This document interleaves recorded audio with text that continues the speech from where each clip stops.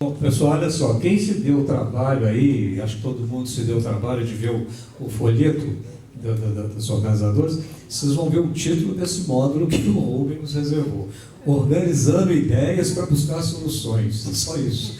Então, o que me chama a atenção aqui é o seguinte: vamos dividir esse tema, esse desafio. E eu perguntei para ele: tem que levar PowerPoint? Não, tem que levar PowerPoint não. É organizar as ideias que estão no ar em busca de soluções. Isso é fácil. Então vamos dividir em 10, 10, 10, que é o seguinte: o primeiro módulo, os 10 minutos, eu queria dar uma pequena contribuição, não acadêmica, que é a acadêmica nossa, Ana Flávia, nem enquanto pensador da cultura, em termos de sociologia e história, que é o Bernardo, mas a minha experiência como professor, economista da Fundação João Pinheiro, e que foi convocado do nada, eu não entendi muito bem por que eu fui chamado para isso, para coordenar um projeto de diagnóstico da economia da cultura quando o Celso Furtado era ministro. Então, porque todos têm uma memória no mesmo passo, sobretudo os mais jovens. O Celso Furtado, um grande economista, um dos maiores economistas do Brasil, um homem que sempre pensou no desenvolvimento regional, a periferia do sistema capitalista, etc. E que sempre foi conhecido pelo seu gosto por uma cultura, mas uma cultura que o Bernardo classificou lá mais erudita. Um homem educado na alta elite do Nordeste, embora uma pessoa de esquerda, e identificado com a ópera, os grandes concertos, etc, etc. Quando veio aí a nova república, então ele foi chamado para ser o ministro da Cultura. Não demorou, secretária, nem 2 meses para que ele desse conta de que ele não tinha orçamento, ele tinha dinheiro nenhum, não tem, e o Ministério era recém-criado, né? E também não demorou nem 2 meses para que se desse conta dessa realidade do Bernardo nos apontou, do enorme universo que mesmo um Mink novinho estava lá, você vai do patrimônio, do IFAM, dos museus, dos teatros, da Biblioteca Nacional, etc, etc. E ele, sem recurso, como economista, o que ele pensou? Exato. Vamos pensar essa coisa em termos econômicos e ver como é que eu estabeleço uma pauta com os outros ministros. E a Ludmila ainda está aqui conosco? Quem está falando em conexão, Ludmila, o primeiro foi ele, mas não era nem com a educação. Ele queria uma conexão da cultura com todos. Ele tinha uma convicção que a agenda da cultura não podia ficar lá no MINC. Ele teria que ter uma pauta da cultura com o ministro da Indústria e Comércio. Hoje não existe mais Ministério da Indústria e Comércio, porque ele teria uma conversa sobre exportação de bens culturais, importação de bens culturais, os mercados que a Globo estava conquistando na Europa em novelas, e os impactos do balanço de pagamento derivado de importação de equipamentos, luzes para iluminar o palco, sei lá o que, etc. Então ele queria uma conexão com todas as políticas públicas. E, do ponto de vista econômico, ele diz assim: então eu tenho que ter uma ideia de como é essa pauta. Eu não vou falar com o ministro da Saúde sobre ópera, porque não tem o menor sentido. Então eu quero ter uma pauta econômica, e eu quero saber o que a cultura impacta o balanço de pagamento do Brasil, eu quero saber em termos de exportação, e eu quero saber o que ela impacta em termos de importação. Então, quando nós temos ainda tem aquela feira, ou matéria na França, acho que é em Cannes, do disco, ainda existe? Mesmo tendo mais disco? Uma feira da indústria musical, né? Mas antes era disco, né? Era da indústria fonográfica, né? Ia todo mundo para lá com os seus CDs e tal. Então, era muito aquela ideia de que nós teríamos que ter uma inserção internacional. Midem. Era ter uma ideia de que a gente tinha de ter uma inserção internacional econômica da cultura brasileira. No Midem, na indústria fonográfica, nos festivais de cinema, nas novelas e na indústria editorial. Nós tínhamos então uma crise, ainda temos, está acabando com as indústrias que editam e que as plataformas de edição do livro papel, como é que o tempo mudou, hein? Hoje se fala mesmo e-book, né? Mas na época se preocupava com o fato de que elas estavam indo para Cuba ou para países mais periféricos então do Brasil. Essa era uma pauta. A outra pauta era: isso gera emprego, né? E com todas as complicações do emprego que é gerado na cultura, sazonalidade, informalidade, etc, etc. Mas tem que se fazer um esforço para aquilatar isso daí. Gera renda, isso deve gerar imposto, apesar da informalidade. Enfim, aí o Renato, nós fomos então encarregados de fazer o PIB da indústria cultural. Olha só a encrenca. Nós, economistas, e aqui está Ana Flávia, para não me deixar mentir nem exagerar, nós, economistas, a nossa geração, não tinha a menor ideia do que era cultura de massa, indústria cultural e etc. Isso é uma agenda fora da gente. Mal nós estávamos com um pezinho em meio ambiente. Lembra que também nós não trabalhávamos questões ambientais. Né? As funções de produção, terra, capital, trabalho, terra, recursos ambientais, era uma coisa take for granted, estava lá. Agora que tem essa preocupação, que não é um estoque infindável, que você tem que tratar isso como fator de produção. Resumo da ópera, nós tivemos a Ludmila de começar a estudar o que o Bernardo já sabia de sobra, o que é cultura de massa, a escola de Frankfurt, por que a esquerda brasileira, em geral, e até hoje, não topa falar de cultura de massa. E como ela não topa falar de cultura de massa, ela não topa falar de indústria cultural. E ela tem dificuldade de usar a nossa tecnologia, mercado, fatores de produção e etc. Os 10 minutos vão passar, Júlio César, e rapidamente nós chegamos à seguinte conclusão. Aí fomos a Humberto Eco. É um clássico. Quem quiser começar, começa por ele. Que chama Apocalípticos e Integrados ante a Cultura de Massa. Por que ele está falando apocalípticos e integrados? Os apocalípticos acham que a cultura de massa vai nos detonar. Ela é manipuladora, ela é uma correia de transmissão de ideologias, ela empobrece o gosto cultural das pessoas, e etc, etc. Por uma série de razões, ela tem que ser abolida. Os integrados acham que é a salvação da lavoura. Deve ser tudo massificado, tudo passar em indústria cultural, tudo muito bem tratado da forma de mercado. Um bom início. Mas não bastava, porque nós chegávamos à conclusão de que o nosso ministro da Cultura era um apocalíptico. O próprio Celso Furtado, no discurso dele de posse como ministro da Cultura, ele fala, Rubens, explicitamente, é função do Estado defender a cultura brasileira contra as indústrias culturais. E o Jabas Medeiros nos mandou, na época era um fax, dizendo, olha o problema que vocês vão ter. Vocês são chamados para assessorar o ministro da Cultura, que te pede um diagnóstico das indústrias culturais, mas acha que a função do Estado é proteger a cultura brasileira contra as indústrias culturais. Então nós nos demos o primeiro desafio. Não era convencer o ministro, mas nos convencer de que a cultura de massa ela tem que ser tratada de duas formas. Nessa forma mais ideológica, de que sim, os Estados Unidos exportam seus produtos, Hollywood é uma forma de emplacar a ideologia capitalista no mundo inteiro, blá, blá, blá. Mas tem uma outra, que o Bernardo colocou ali muito bem. Há uma hierarquia, mas não é uma hierarquia opaca. Você tem cultura de massa que pode passar para um nível superior, de uma maior qualidade. E você tem culturas eruditas que podem ser massificadas de uma forma com qualidade e que pode ser progressista. Então a gente usava como exemplo o seguinte, na época de Editora Abril, vendia uma coleção Os Pensadores. Quando você vai na banca e vê Marx editado na coleção Indústria dos Pensadores, aquilo é cultura de massa. E está sendo uma correia de transmissão ideológica? Não, claro que não. Né? Chico Buarque de Holanda era uma cultura de massa. Quantidade de discos, etc. O Júlio César, você falou claramente, o poder público só nos atrapalha. O Júlio César, ele tem uma agenda pronta e ele tem uma convicção. Se esse negócio subir muito na alta burocracia, vai dar errado. Ele fala, está bom do jeito que está. Se quiser, nós temos que traçar o caminho para eles, porque se eles entrarem, bagunça. O Renato, a primeira pergunta dele foi, qual o incentivo?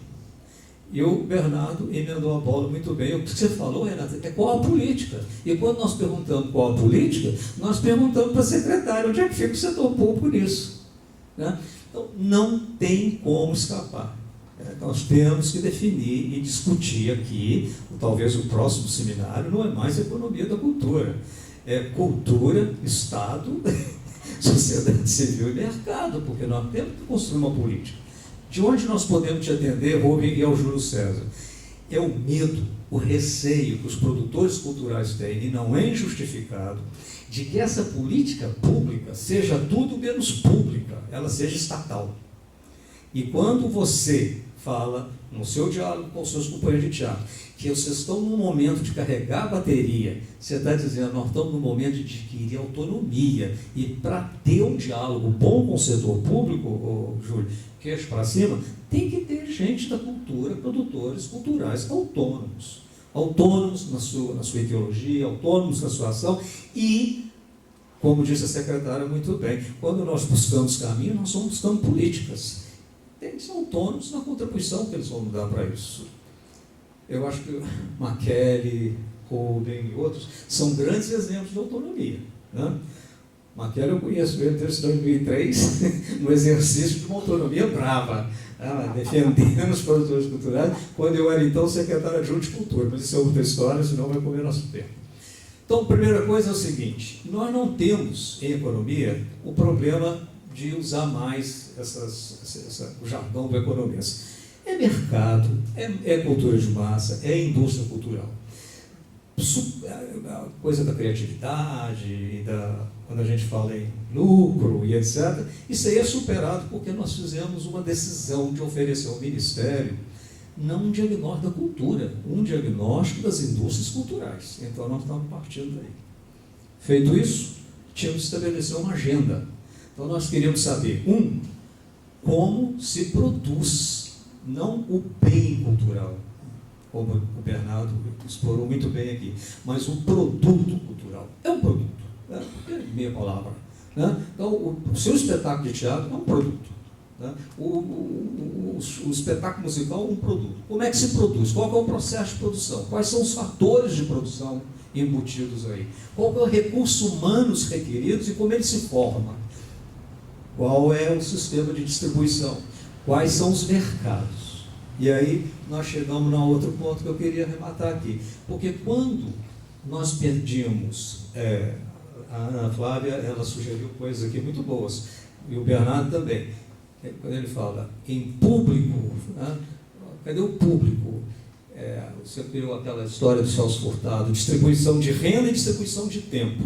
Eu vou introduzir uma terceira perna no tripé. É formação de plateia, secretária. Pode ter renda, pode ter tempo. Mas se a plateia não foi formada, o festival de dança vai ser um fracasso. Né? As pessoas não entendem o código da dança. E aqui a dança é um bom exemplo. Eu vim aqui e aprendi muito. Vocês podem ser um grande polo de dança em Minas Gerais, e aí você transfere, em termos de política pública, uma parcela disso para o Estado e para a União também. Porque interessa ao Brasil polos de dança. Né? E fugir da sinuca de bico que a dança contemporânea enfrenta em Belo Horizonte, onde nós temos um campeão, que é o corpo, um vice-campeão que está desaparecendo, que é o primeiro ato, e vários pequenos grupos, camaleão e etc., o nascimento, né, batalhando para sobreviver. Então, quer dizer, Belo Horizonte definitivamente é uma derrota, é um caso de derrota em matéria de política para a dança contemporânea. Não tem plateia, não tem público. Quando o novo governo fechou no Palácio das Artes o Balé Jovem, só houve protesto dos 25 meninos que perderam a bolsa. Ninguém mais sentiu falta daquilo. Ninguém foi solidário com aquilo. Talvez um ou outro tenha imprensa.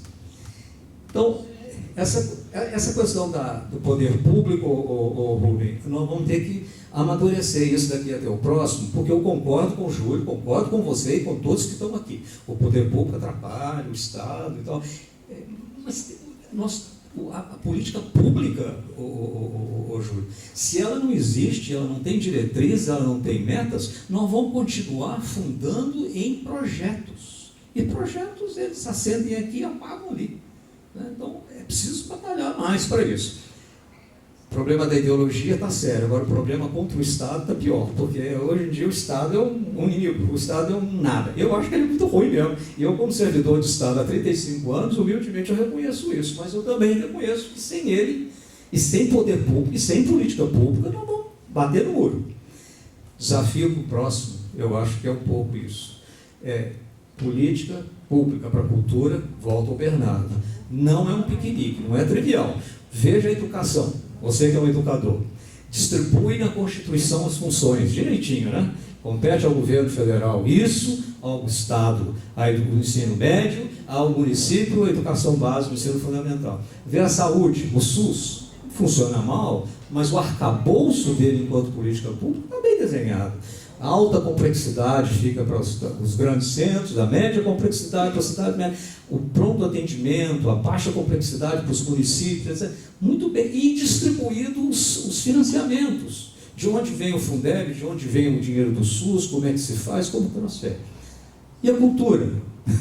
Vem aqui a nossa secretária e o Bernardo. Mais do que uma questão de o que eu faço como secretária de Cultura de Uberlândia, tem enormidade de demandas e um desarranjo total nesse pacto federativo. Eu não sei como que eu posso bancar tudo isso com a lei de incentivo à cultura local. E nem se é a lei de incentivo local melhor.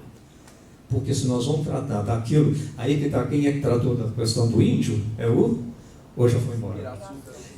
Ele está lá falando. Lá. Quando ele fala da temática dele, obviamente, acho que alguém aqui também falou, acho que você falou também, Ludmila, que tem muita gente que você recebe com um projeto que não pode ser tratado como um negócio empresarial, pelo menos no curto prazo. Então, a lei de incentivo fica um pouco complicado. O fundo de cultura e outras formas de financiamento e de transferências tem que ser adiantado. Então, primeiro ponto, questão do conceito, eu acho que 10 minutos, estou terminando, então já o último ponto, é que nós, sim, em economia, nós não ainda conseguimos trabalhar muito bem, a Ana Flávia disse isso com muita tranquilidade, esse conceito de economia criativa, né? E a falta do conceito leva a uma panaceia, né? Por exemplo, seria uma crítica mais, uma crítica que eu quero honesta. O P7, por exemplo, eu fico espantado de estar lá dentro, software, né? Você dá uma torcida de barra e fala que games e não sei o que, está ligado à cultura. Mas se nós formos nos ater ao conceito que a Ana Flávia muito bem nos apresentou, foi uma aula, que é o cruzamento de cultura com conhecimento, não dá para você abrir esse leque e todo mundo que é inovador, etc. e tal, chega lá e vai ter coworking, vai ter isso e aquilo. Então, o conceito é complicado. Se nós nos ativermos a economia da cultura, eu acho que ainda é mais razoável, porque nós estamos pensando não apenas nas artes, no patrimônio, e aqui é o universo da economia da cultura. Agora, concordo que não há cenário hoje e amanhã, no curto, médio prazo, não é para Uberlândia, é para Belo Horizonte, para fazer uma política para a dança contemporânea que todos sejam profissionais autorremunerados pelo mercado. Mas que isso pode ser um horizonte. Tá? Você pode trabalhar para isso. Os jovens empreendedores, quando a Ana Flávia fala os novos formatos de negócio, né? E ela já andou aí buscando nos festivais de teatro, buscando então, isso tudo é uma agenda de curto prazo que não implica necessariamente que eu te bote um piso e fala, se vire, doutor, vá para o mercado e venda seu bilhete de teatro. Não, no curto prazo isso não vai acontecer. Últimos 8 minutos, então. Agora, os últimos 8 minutos, secretária, voltando à questão do mercado. Mercado. Tem gente que gosta de falar formação de plateia, de público. Eu vou dizer mercado, porque é mercado. Não há saída, e aí é uma monotonia isso, se nós não caminharmos na conexão com a educação. Né? Então, volta aqui o Júlio César. Conservatório, eu não sabia disso, o Conservatório de Música de Uberlândia é o maior conservatório de música de Minas Gerais. Fiquei impressionado com as fotos que ele mostrou no celular. Quantos mil, Júlio? 4.800 hoje. Quanto? 4.880 atualizado. Alunos. Né? Então, quando eu fui secretário adjunto, o Bernardo, antecedi o Bernardo lá uns tempos da Secretaria Adjunta, uma das nossas grandes perguntas na Secretaria de Cultura é se é para formar plateia, para música, não é para formar músico. Seu filho e o meu não vão para o conservatório exatamente para ser um grande flautista, assim, bem que se for, ótimo, e vai ganhar concurso. Mas se essa coisa é democratizada, o acesso, essa turma vai para os concertos, eles vão para os espetáculos, eles vão entender música e vão sentir falta se a música faltar. Então, na secretaria, nós falamos, qual o instrumento que nós temos, Maquele? Nós temos um bom instrumento que são os conservatórios, são 12. mas eles não estão conosco, estão com a educação, e a educação os ignora na política. E o Júlio mal tem um contato com a educação, ele até prefere. Ele vai estar muito bom, ele fala, tá bom, assim do jeito que está. Nesse caso da formação de plateia, secretário, cada um, e o Rubem concorda comigo, Renato, o incentivo grande que o Estado pode dar, poder público e etc., nas 3 instâncias, é começar a trabalhar com o pessoal da dança, da música, do teatro, das artes plásticas, do food truck, começar a entender e divulgar a gastronomia nossa, etc., pela educação, pela formação. Agora, ninguém vai dar conta de uma receita universal. Eu não vou conseguir falar para alguém, mesmo sendo você uma grande personagem da dança, como é que se forma plateia na música orquestral. Então, todos vão ter que sentar com você, com a secretária de Educação, com todos da educação e etc., e amarrar isso daí. Segundo, poder público, no curto prazo, ele tem que dar conta da infraestrutura. Você falou muito disso daí. Então, por exemplo, uma cidade do porte de Uberlândia tem o seu teatro municipal, mas o Teatro Rondon não está funcionando, porque não abriu uma porta, ou não fechou uma porta, não sei o quê, realmente fica uma coisa assim muito ruim. Né? Então, essa infraestrutura, e o teatro, eu sei, é da alçada do Estado, porque está ligado a uma escola. Então, a infraestrutura, ela tem que estar presente como agenda, e ela vale para todo mundo. A infraestrutura para a dança, a infraestrutura para os espetáculos, a infraestrutura para a gastronomia, para o food truck, etc. Formação de plateia, a infraestrutura, a lei de incentivo com um pouco de financiamento e com essa competência que você está mostrando, de ter um distanciamento dos interesses corporativos, de olhar mais o entorno, já é de bom tamanho. Para encerrar, o que mais me impressionava quando nós estávamos na secretaria, era que os produtores culturais, eles ainda não conseguem entender aquilo que um seu antecessor, uma das secretarias, o Mink, vou me lembrar o nome dele agora mesmo, ele chamava o seguinte: nós na cultura, ao contrário da saúde, da educação, ou de quem fabrica carro, etc., nós temos que julgar nas 2 posições. Você produz, mas você tem que pensar também no seu consumidor. Você tem que ajudar a formar o mercado. O mercado não está lá, ele não está garantido. Então você tem que entrar com isso aí, a política pública que tem que fazer. E ele usava a expressão, sabe qual era, Ludmila? É a seguinte: os dentistas não precisam pensar no mercado porque o dente dói. Mas os produtores culturais, o povo não tem dor de dente cultural, tem que provocar dor de dente cultural no povo, na sociedade, e em todas as classes. E quando eu digo em todas as classes, já acabou meu tempo? Não? Vai acabar? Eu recorro aqui, eu vou contar o santo, não vou contar o milagre, por uma questão diplomática. Palácio das Artes pegou fogo. Aí nós tínhamos então uma associação lá dos amigos do Palácio das Artes, Marcos Coimbra teve um grande papel. Arregaçamos a manga, não tinha lei de incentivo, não tinha nada, não tinha maneira de nada. E tinha um congresso à vista que teria que se realizar no Palácio das Artes. Sabou tudo. O Palácio das Artes foi refeito, e um dia nós estávamos naquele hall, e entrou uma pessoa, e aí está o santo, com o milagre no ponto, ex-ministro de Estado, doutor em economia por uma das grandes universidades americanas, rico, morador de um dos grandes condomínios de Belo Horizonte, e conversando comigo, Maquele, ele estava elogiando as escadarias do Palácio das Artes. Olha que bela escadaria. Eu falei, olha que linda. Na terceira, eu falei, você está comparando o palácio reconstruído pós-incêndio e anti-incêndio, antes do incêndio? Ele não, porque eu nunca, é a primeira vez que eu venho aqui no Palácio das Artes. Então, não é renda, não é a posição, não é a sociedade. Tem outros fatores, tem acessibilidade, tem a segurança, o sujeito para sair de casa, etc. Então, mas aí vem a Ana Flávia e dá uma bela palestra para nós sobre as tecnologias, novas formas de difusão, de diversificação de plateias, etc., etc., que contornam isso. Mas, se não pegar esse cara que foi ministro, doutor em Harvard, e dar a ele a chance de um pouco mais jovem, mas ainda assim, estudantes de universidade também merecem, né, secretário? A chance dele entrar nesses códigos, fruir um pouco e decidir o que ele gosta mais, entender da dança contemporânea, entender de música orquestral, entender e tudo. Então, realmente, o nosso futuro vai ficar muito estreito, aí nós não vamos ter nem... Não é a economia da cultura, não tem cultura sendo produzida. Né?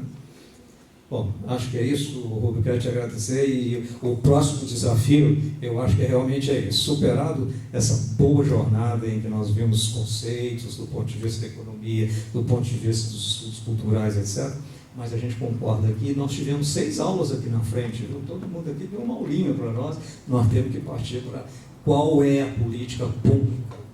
E quando você fala política pública, doutor, você está dizendo qual é o papel do Estado nas suas 3 instâncias, como que nós, produtores culturais, temos também o dever de mover nessa direção, né? Indicar para ele, dar um pouco o caminho juntos, porque se não for por aí, não vamos dar conta. Tá bom? Obrigado.